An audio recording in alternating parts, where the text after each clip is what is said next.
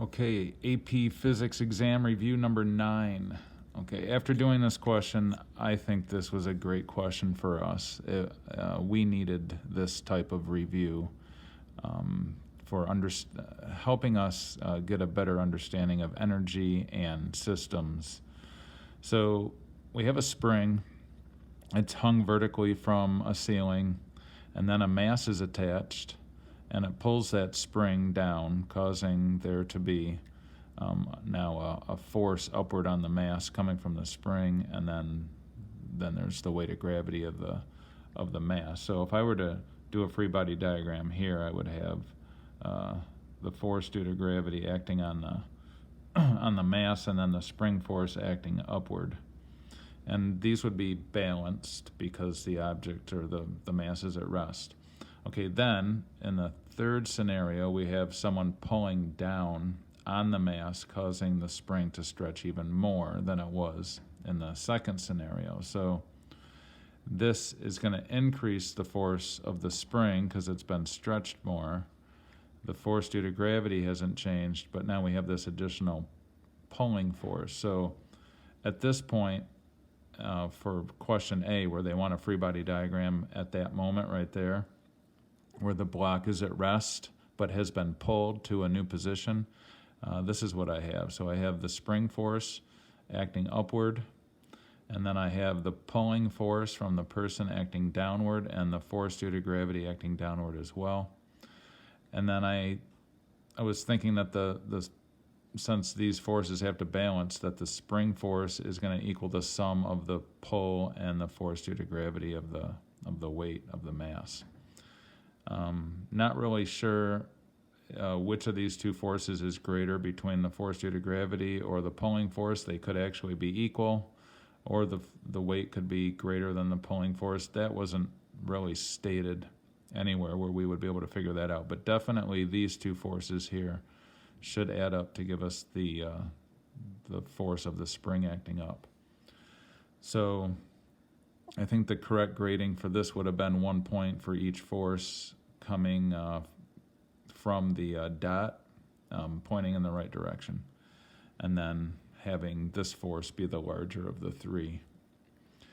Okay, for the next question, they're asking what would be true about the energy of three different systems after the person lets go of the block and the block is now moving upward, but we are not at the position where it was in the second scenario. So somewhere between here and here as it's moving up. So what would be the change in total energy of three different systems, where system one is the block itself? So focusing just on the block, if we were going to think about the person having released their force, so this force is gone, the pulling force is gone, we would have this large spring force and the force due to gravity, and that would mean a net force upward would be acting, which means that the block would be accelerating up. So I wrote that the form of energy for system one, the block, is the kinetic energy of the block. There is no potential energy for system one. And the reason why there's no potential energy for the block is because the system is just the block. Potential energy is an energy due to position of two objects relative to each other, like the block and the earth. So if we don't focus on the other object, in this case the earth, then the block can't have potential energy. So that needs to, and that's why I like this question, is so that we can go over that again, to be very specific about potential energy and when we can say there is potential energy and when we can say that there isn't. So if the system is just one object, there can't be any potential energy. So you got to have at least a two-object system for there to be potential energy. So anyway, I continue on and say, since system one has a net force acting, in this case upward, and it's moving upward, then the system's kinetic energy increases, so E1 increases. So I'm saying that the block's total mechanical energy increases as it moves from this position to this position. Okay, then it asks about the block spring system. I chose to go to the next system, which was the block spring earth. So I'm going to explain that one because I think that one's a little bit easier to explain. So for system 3, where it was the block and the spring and the earth, again, assuming that the earth is, again, at the bottom of our picture here, even though that wasn't included. So now we have 3 forms of energy.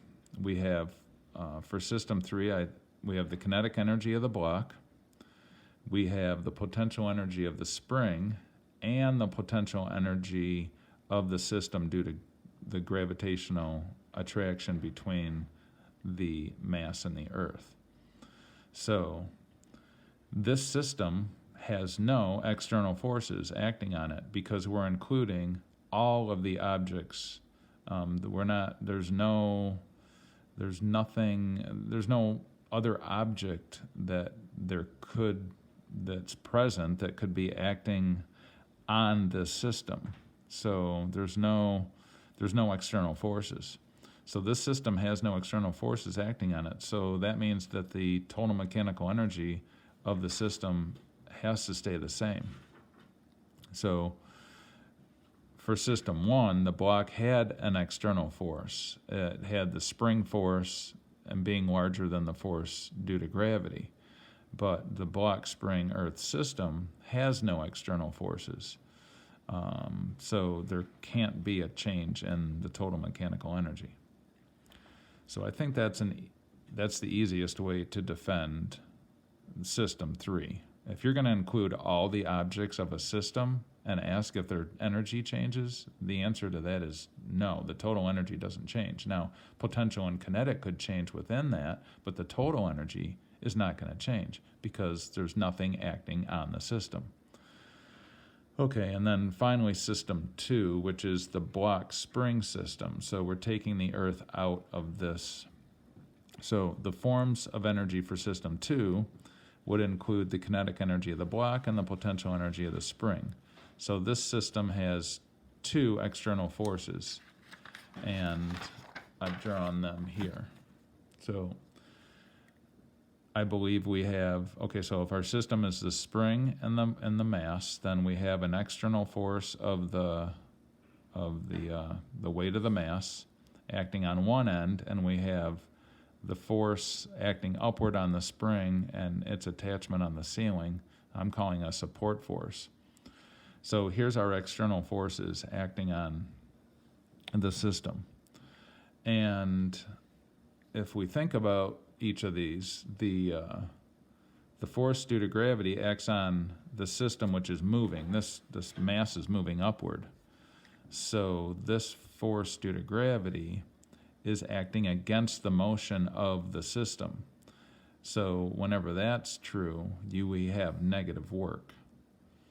The support force up here is acting on the other side of the system, but that force is not, it's not acting on something that's moving. So this is stationary. So the support force acts on a part of the system that's not moving, so that force is not doing any work. So overall, we have a force acting downward that's doing negative work and a force acting upward that's doing no work. So overall, these 2 forces combined are doing negative work, which is going to decrease the total mechanical energy. Anytime you have negative work, then your system should be losing total energy. Another way to think about this is through these expressions. The total mechanical energy of our system right here is the kinetic energy of the block and the potential energy of the spring. Well, the total mechanical energy of the overall system, which is comprised of the earth, the spring, and the block, was, again, the kinetic energy of the block plus the potential energy of the spring plus the potential energy due to gravity. So that would mean that E3, the total mechanical energy of the large system, is equal to E2, which would be the block and the spring, plus the potential energy due to gravity, or the weight of the earth and that of the mass.